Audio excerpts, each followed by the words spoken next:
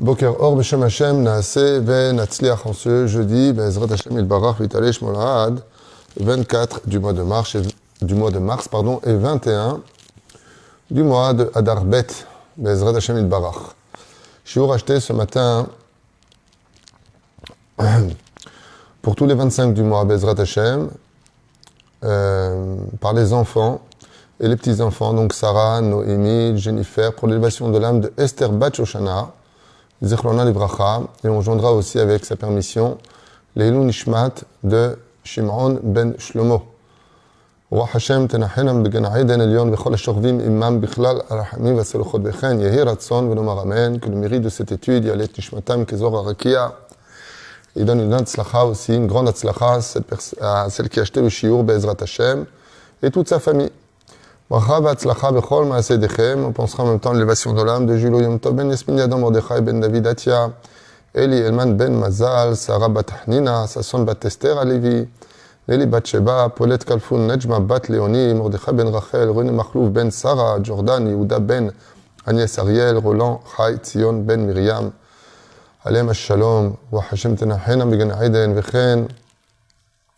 Une grande refouach le mahlama meira pour tous les malades d'Israël, Janine Zmira bat Alissa Isha, Evi, Esther bat Yael, Nissim, Nachman ben Rachel, Odaya, Shlomo, Jean-Luc ben Zeira, Yakar, Hashem Vrechoto, Yiratzon She, Yakum Micholio, Bimehera, Bimera, Meir, Baruch ben Sharon Mazal, Shmaya, Shlomo ben Johanna, Baruch ben Ruth Soufan, ben Meir ben Ruth Soufan, Yakar, Hayarucham Esther bat Rivka, Inon, Hay ben Ruth, Yachai Bracha bat Whitney Sharon, Yanai ben Esther, Anna, Elna Refanalo, Sarah, Talia bat Efrat Miriam Ayekara, Moratim Yagdosha bat Teora, avec Kol Am Israël, en vous souhaitant que du bonheur et en même temps une grande réussite, bien entendu. À tous ceux qui nous soutiennent, vous souhaitez une très très très belle journée, Be'ezrat Hashem Yitbarach. Nous allons étudier pour ce premier cours de ce matin, par après celui-là, normalement, si Dieu me donne la force, Be'ezrat Hashem Yitbarach, vous aurez un deuxième shiur très très profond sur la paracha de la semaine, Be'ezrat Hashem. Ce que nous allons étudier maintenant, c'est les kelim de la cachérisation de Pessah, puisque les questions ont déjà commencé à fuser par tous les réseaux sociaux, les téléphones, soit Baruch Hashem par WhatsApp et autres. Comment on cachérise et comment on cachérise et comment on cachérise. À Emet, je vous dis franchement, Baruch Hashem, pour ceux qui suivent mes shiurim, il y a beaucoup de shiurim sur ToratChaim.net qui ont été faits sur toutes les lois de Pessah, sur toutes les questions. Aval, il est très important de nous renouveler tous les ans. La reine, on a préparé ici une liste avec l'aide d'Hachem qui, très bien faite, va nous permettre de pouvoir ensemble, et si vous avez des questions, vous pouvez les poser en gros caractères pour que je puisse les lire, si c'est dans le sujet Be'ezrat Hashem Yitbarach, pour la cachérisation des kelim. La première question qui a été venue, qui m'a été donc donnée ce matin, c'est est-ce que, cette fameuse question, est-ce qu'on peut utiliser une marmite non cachérisée les Pessah avant Pessah, bien entendu propre, non utilisée pendant 24 heures, donc aurait un din al-pi halakha de nat barnat, c'est-à-dire ne tentaam bar ne tentaam, pour faire cuire dedans le manger de Pessah et le manger pendant Pessah. C'est ce que vous retrouverez dans les lois du Rav Ovadia Yosef, qu'on appelle nat barnat. Est-ce que ce serait permis? La majeure partie des poskim, comme le Rav Benjamin Chouta entre autres, chez Badel Chaim Alukim, Talmid Chacham Gadol Meod, et ainsi que beaucoup d'autres, comme Gvod Rabbi Umori, mon Rav Garbian, qui lui-même cautionne le Ilkut Yosef, comme c'est marqué dans la préface, disent que En la sot etzel chatrila. On ne fait pas ça avec conscience, on ne fait pas exprès de le faire. Mais Bedi Avad, si ça a été fait, on pourrait tout à fait le consommer. Ça veut dire qu'une personne prendrait une marmite normale, qui n'est pas encore cachérisée le Pessah, parce qu'elle est grande, et dedans, bien entendu, elle est propre, elle n'a pas été utilisée pendant 24 heures, et donc il la met sur le feu, et puis la femme commence à préparer son mtsouki, par exemple, pour Pessah. Alors, en la sot etzel le chatrila. Mais, si des personnes l'ont faite, ils auraient le droit malgré tout de manger, parce que le Rav Ovadia ne définit pas là-bas dans son explication de Nat Barnat, que on peut pas le faire ni les chatrila ni bidi avad. Moi, j'ai posé la question à plusieurs poskim, Gdolim, Batora, qui m'ont tous dit Bedi Avad et non pas les Khatrila. Ça veut dire qu'une personne ne vient pas sortir une marmite de non cachère de Pessah pour cuire dedans le manger de Pessah, mais si ça a été fait par inadvertance, ou que même que cette personne l'ait fait avec conscience, malgré tout, il a sur qui compter si il veut le faire ainsi. Mon Rav m'a dit, Bichlal, que d'enseigner que ce serait permis les khatrila, ce ne rien avoir compris au Rav Ovadia Yosef. C'est ce que m'a dit mon Rav, mais il y a plusieurs déotes, comme Hillel, Shammai, Rabbi Eliezer, Rabbi Ishmael. Il y a beaucoup de déotes dans la Torah. En tout cas, moi, personnellement, l'eau, les khatrila, c'est ce que je vous dis. J'ai beaucoup vérifié ce point-là. Mamash, l'eau, la sotazé, les khatrila, même si une personne, une fois de plus, l'aurait fait, les khatrila, comme l'an dernier dans la communauté, comme m'a dit, ben moi, je l'ai fait avec conscience, quoi. J'ai pris ma marmite, je l'ai fait, c'est là. L'eau, c'est mes khatrila. Et au fil. Nous allons voir un petit peu ensemble, voilà une liste que j'ai préparée, qui a déjà été préparée, que je ne me mette pas du mérite que je n'ai pas, Bezrat Hashem, sur l'ensemble de la cachérisation pour Pessah. Surtout que vous savez tous, sans jouer les apprentis sorciers, que nous sommes dans une période très spéciale, très douteuse de l'avenir, on ne sait pas exactement où on va. On ne sait pas si cette année c'est l'année de la Géoula ou pas, mais en tout cas, tous les signes sont présents. Les Gdolim nous quittent, les Tsareno arabes, nous avons perdu un géant de la Torah. Et espérons que ce Pessah, Be'ezrat Hashem, soit pas simplement cachère dans nos demeures, mais qu'elle soit aussi cachère dans le ciel pour que, ensemble, nous ayons purifié le monde et mérité tous la Géoula, avec la résurrection des morts, et qu'on dise adieu à nos larmes pour dire bonjour à nos sourires. Ce que je nous souhaite et ce que je vous souhaite. Ce qui est sûr et certain, c'est que le monde évolue, que l'avenir est très incertain, mais que la Emouna nous permet de garder le sourire parce que Dieu veut notre bien à tous. On commence. Alors j'espère que Bezrat Hashem vous partagerez ce chiour, parce que normalement après ça, vous n'aurez plus de questions sur la cachérisation, à moins que vous posiez des questions en direct. Tout ce qui est fait de pierre, even, d'accord ? Donc nous avons les ustensiles qui seraient faits de pierre, toutes sortes de pierres comme le granit et autres. La cachérisation peut être faite par la Agala, ou Irui Mikli Rishon, c'est-à-dire que ça dépendra de l'utilisation. Alors c'est un klal que j'ai déjà souvent expliqué, que vous retrouverez dans tous les kits sur Shulchan Aruch. Comme tu l'as utilisé, tu le cachérises. C'est-à-dire, si tu l'as toujours utilisé à froid, tu nettoies normalement avec même de l'eau froide. Si tu l'as utilisé comme klisheni, par exemple, tu posais dessus, comme le marbre, par exemple, eh bien, tu poses dessus des marmites de viande ou de chametz pendant l'année, eh bien là, dans ce cas-là, ce sera tout simplement avec de l'eau bouillante, tu verses dessus, le javel, tu nettoies parfaitement, et uniquement. Et tu as, je parle pour les Sfaradim, tu as ici, comment peut-on faire avec des verres de verre que l'on ne peut pas mettre dans le lave-vaisselle. Le verre, pour les Sfaradim, n'a pas besoin d'être cachérisé pour Pessah. Le verre, ni l'absorbe, ni le rejette. Pour les Sfaradim. Pour les Ashkenazim, Machimirim Beze. Nous, non. Donc le verre n'est pas à cachériser, simplement Adacha Betsonen, c'est-à-dire vous le lavez, et Nigmar Asipour. Il n'y a pas besoin de faire plus. Tout ce qui est verre. Et la reine, donc, comme je vais utiliser dans la vie, ainsi donc, je vais le cachériser pour, Bezrat Hashem, pouvoir le nettoyer. Si par exemple, j'ai une marmite, comme à l'époque, il y avait certaines marmites qui étaient faites avec, en pierre par exemple, Dougma, et je mets dedans du chametz chaud, Dougma, dans ce cas-là, Agala. C'est-à-dire, les choses sont claires. Comme je l'utilise, ainsi je le cachérise. Si c'est à froid, si c'est klirichon, klisheni, comme je l'utilise, je vais le cachériser. L'aluminium, c'est pareil, c'est le même din que pour la pierre. Comme je l'utilise, je vais l'utiliser. Donc, je peux l'utiliser en le mettant dans la hagala si je l'utilise carrément à chaud. Si je pose dessus des choses, donc je verse de l'eau bouillante, ça suffira, et ainsi de suite. Pareil pour tout ce qui est émail. À émettre, il y a des poskim qui disent qu'il est préférable de le tremper l'émail 3 fois dans la hagala pour pouvoir agir en conséquence. Le argaz lechem, il suffit simplement de le nettoyer normalement avec des produits détergents, même à eau froide. Le argaz lechem, c'est la boîte à pain. J'essaie d'être le blender, le mixeur. Moi, je suis bechametz, odavar harif. Dans ce cas-là, agala, c'est mieux. Vous le démontez, vous mettez dans la agala pour les choses qui sont, par exemple, vous mettez dedans des piments ou de l'ail, des oignons, chose qui est harif, qui est piquant. Dans ce cas-là, vous démontez votre blender et vous mettez ça dans la Agala pour pouvoir l'utiliser une fois que, bien entendu, tous les appareils sont parfaitement nettoyés.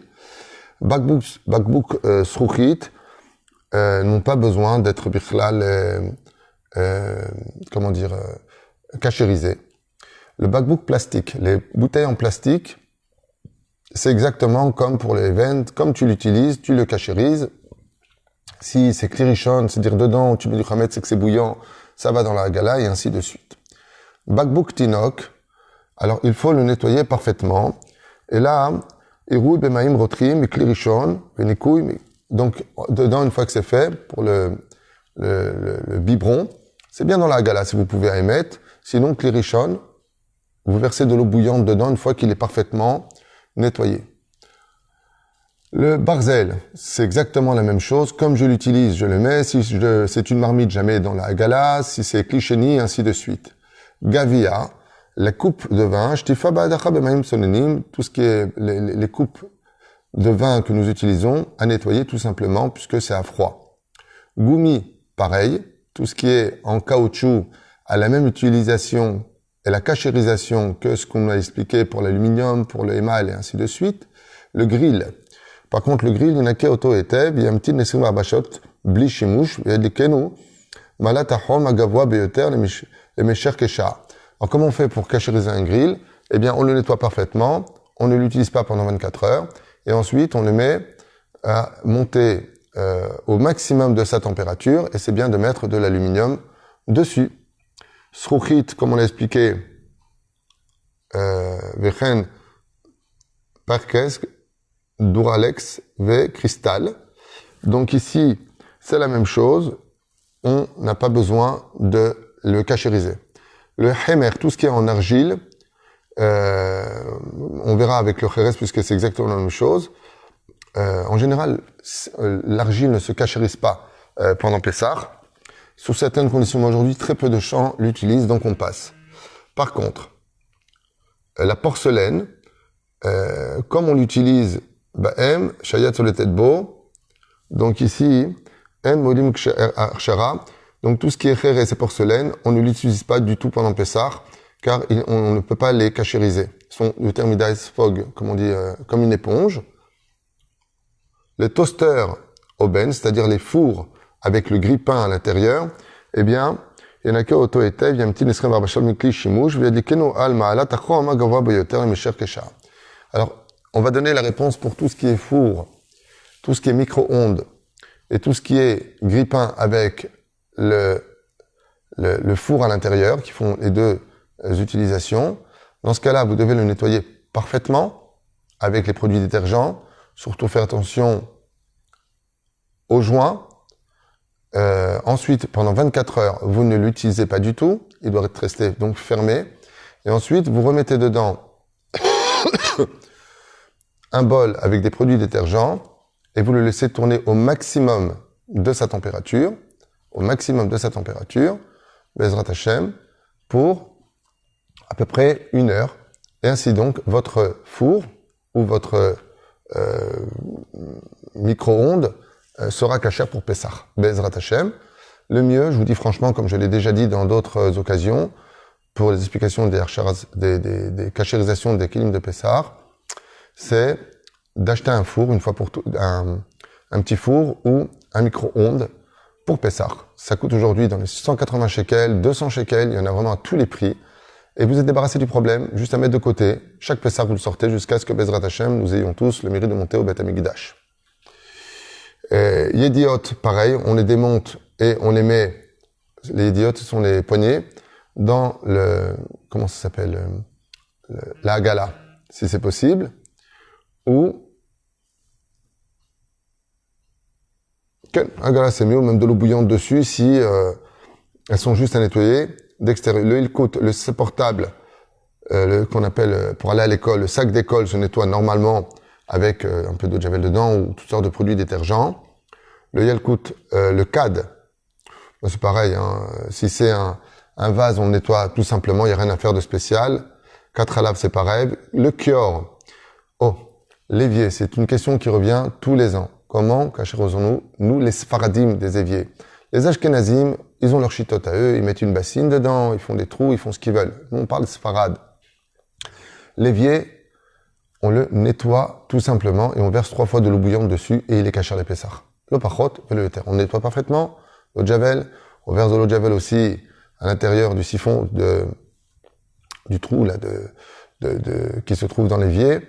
Et zo, Nigmar. Pourquoi? Parce que toute l'année on y met des produits détergents. Mais la reine, car on le fait. Celui qui veut mettre une bassine dessus, la meracha, la malo. Chez Achmir, c'est éphémère. En tout cas, la halacha, on verse 3 fois de l'eau bouillante dessus, vezéou. Ça c'est la halacha, Bezrat Hashem. Kireim gaz, tov, letzpona beneyar kesef. Donc les gazinières, on les nettoie parfaitement et il est bien de mettre du papier aluminium dessus, c'est préférable. Les plaques à induction et les cuisinières en céramique. Adin ou les minag asparadim enam bolaim venam poltim klal velechen enam tzrichim shum achshara vemutarim beshtifa badacha. Alors pour nous les sfaradim, si vous avez des plaques à induction et des cuisinières en céramique, donc je vous lis la halakha qui est devant moi, l'autre bichlal echsher. C'est comme le verre, on les nettoie parfaitement, comme je l'ai d'ailleurs enseigné dans beaucoup d'autres occasions. Il y a des rabbinim qui m'ont dit non, pas du tout, on fait pas comme ça, on fait comme ça. J'ai la halakha devant moi, elle est écrite noir sur blanc, je peux vous la relire telle qu'elle est expliquée ici. Les minag asfaradim enam bolaim ve enam poltim klal velachen enam tzrichim shum achshara mutarim beshtifat adacha. Noir sur blanc.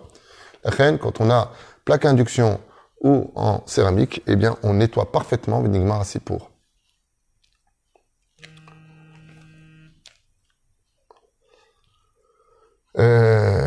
Ensuite, le parachpa, on le nettoie parfaitement. Il est préférable de le changer parce que c'est vrai que c'est très difficile de retirer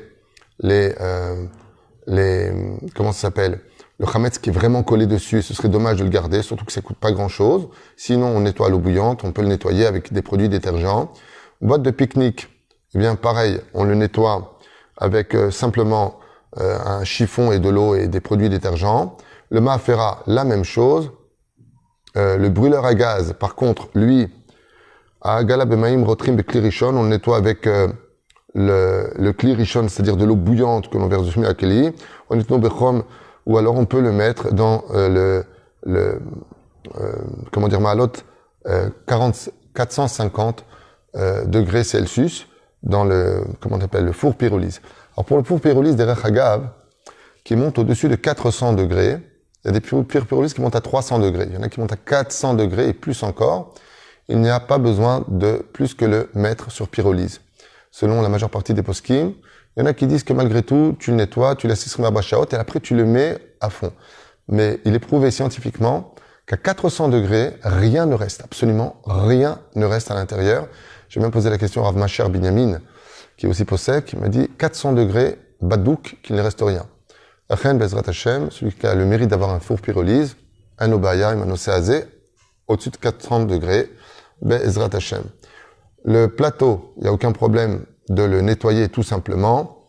Magash Agasha, c'est pareil. Tout ce qui est mazleg, mazlegot, les sakoum, comme on dit, les couverts, versez simplement nettoyer et de l'eau bouillante dessus. Marvat, les poils, par contre, elle, c'est dans la Hagala, Maïm Rotrim.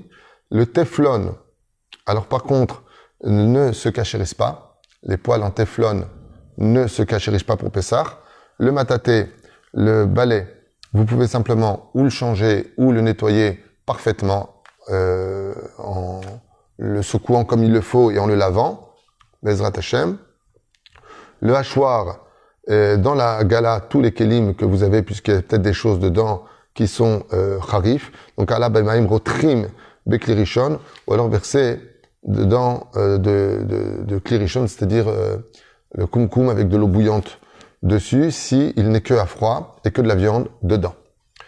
Le mecham, pareil, donc on le nettoie avec im mecham ala b'chametz, donc le mecham, sa cachérisation, on le nettoie tout simplement. Et par contre, le couvercle, si on peut le changer, c'est mieux, car souvent on a l'habitude de déposer du chametz dessus, des pitotes, du borekas. Dans ce cas-là, on plonge le couvercle dans la hagala et on le recouvre d'aluminium. J'espère avoir été clair. Le mixeur, ou dans la gala ou bemaim rotrim, ça dépend de ce qu'on met dedans, Bezrat Hashem. Donc, où vous mettez les ustensiles principaux dedans. Slicha, Valérie, tu peux prendre. Excuse-moi. Khila. Donc, le mixeur, c'est pareil. Donc, vous mettez ou dans la gala ou klirishon, ça dépendra. Microgal, on a déjà expliqué comment on le cachérise. Salière, tout simplement à laver normalement. Bezrat Hashem. Microgal, ça on a déjà expliqué. Melchia. Messanenet, le passoire à nettoyer comme on l'utilise. Non, normalement, un passoire, c'est simplement vous le nettoyez avec de l'eau normale, produit détergent. Enigma Rassipour. Le rouleau pâtisserie. Alors lui, par contre, dans la Hagala, si vraiment vous en avez besoin, en général, les gens ne l'utilisent pas vraiment. Mapat nylon, juste à laver, comment on appelle ça? Une nappe, en nylon, donc juste à la mettre à la machine à laver. Une toile cirée, en général, on la met dans la Hagala, donc je vous conseille pas de l'utiliser bichlal et de la mettre de côté. Le grille-pain ne se cachérise pas, comme vous le savez. La louche dans la Hagala, vous la mettrez là-bas, Bezrat Hashem. Le maklef, le maklef, c'est pour retirer la peau des... Comment on appelle ça, maklef en français? Comment on dit un maklef pour nettoyer un maklef, pour enlever la peau des légumes? Un épluchoir. Un épluchoir, c'est quand ça monte pas, un mal à la saute. Donc un épluchoir, simplement nettoyer normalement. Le makpi, le congélateur, se nettoie normalement, vous enlevez tout, vous nettoyez. Bezrat Hashem, moi j'ai l'habitude de nettoyer avec de l'eau de javel à l'intérieur. Le mécarer, pareil. La natla, le keli de Netilat Yadayim se nettoie pareil, avec de l'eau froide. Enfin, le frigidaire donc se nettoie de façon... le tamis, pareil. Bezrat Hashem. Le silicone. Alors tout ce qui est en silicone, Arshara Ba'agala, il est préférable de le mettre dans la Hagala ou Klirishon, ça dépend de son utilisation. Sir Lachat, la cocotte minute, je crois que ça s'appelle, en français, c'est dans la Hagala pareil, Bezrat Hashem. Sir Matechet, dans la Hagala, et ainsi de suite. Les couteaux et les couverts, comme on l'a déjà dit, on les nettoie normalement. Tout ça, non. Les livres se nettoient tout simplement avec un bout de tissu, le kolmash et tsarir. Tout ce qui est en etz, tout ce qui est en bois, shara be'agala ou bekli rishon, c'est-à-dire, il est préférable de le mettre dans la hagala, dans l'eau bouillante ou de kli rishon, ça dépend de son utilisation. Parachpa, la poubelle, simplement nettoyer comme on l'a dit tout à l'heure. Porcelaine n'est pas cachérissable en général. Qu'est-ce qu'on voit encore ici? Tout ce qui est en plastique, eh bien, tel qu'on l'utilise, on le cachérisera. Si on a l'habitude de mettre dedans des choses bouillantes, c'est dans la hagala. Si c'est cliché, on verse de l'eau bouillante. Et si c'est à froid, on nettoie tout simplement. Les pamotim se nettoient avec les produits détergents, il n'y a pas de problème. Boîte à pique-nique, pareil. Les assiettes, pareil, sauf si elles sont en porcelaine. S'ils sont en verre, bien entendu, vous avez compris qu'elles ne sont pas à cachériser. Les tsatsuim, les jouets se nettoient tout simplement, mais il faut les nettoyer et surtout veiller à bien nettoyer, surtout, j'insiste beaucoup pour cela, quand vous avez des enfants, vous savez, les argazim, ils ont des boîtes où il y a plein de jouets dedans. Très souvent, il y a du chametz là-bas, dans les poches des enfants, dans les cartables. Vraiment vérifier tous ces coins-là pendant Pessah. Tout le reste, on l'a déjà vu, plus ou moins. Ça revient un petit peu sur la table, se nettoie tout simplement, surtout quand on a l'habitude de mettre des nappes dessus, à plus forte raison. Mahod. Tavni Tafia, Liboun Baesh. Donc il y a des choses, par contre, tout ce qui va au feu se cachérise par le feu. Le thermos, lui, s'utilise uniquement avec shtifa va'adacha, c'est-à-dire vous avez un thermos, vous le nettoyez tout simplement avec de l'eau bouillante dedans, bénigma pour intérieur-extérieur, ou même à l'eau froide, ça dépend de son utilisation. Voilà plus ou moins la liste générale que j'ai vue dans les cuisines, hein, tout ce que j'ai pu noter et constater. Si vous avez des questions sur la cachérisation de tel et tel ustensile, bevakasha. Il y a cette fameuse question qui revient dans tous les sites, dans tous les réseaux, dans toutes les occasions de Pessah, c'est le pokéo. Est-il utilisable ou pas le Shabbat? Étant donné que beaucoup de rabbanim ont regardé le pokéo et l'autre, comment ça s'appelle, Thermomix, je crois, il est préférable. Vraiment. On a vécu 100 depuis des siècles, on peut vivre 100 pendant 7 jours. Il est préférable, mamash, d'éviter de l'utiliser pendant Pessah. Car le système de cachérisation exigerait de le démonter parfaitement, de ne laisser aucun doute quelque part, puisqu'il n'y a pas Batel Beshishim pendant Pessah. Et donc, on n'a pas besoin de se prendre la tête avec cette grande question, est-ce que le Pokeo ou le Thermomix est cachère pour Pessah? Tchouvaï, il est préférable de ne pas l'utiliser bichlal pendant Pessah.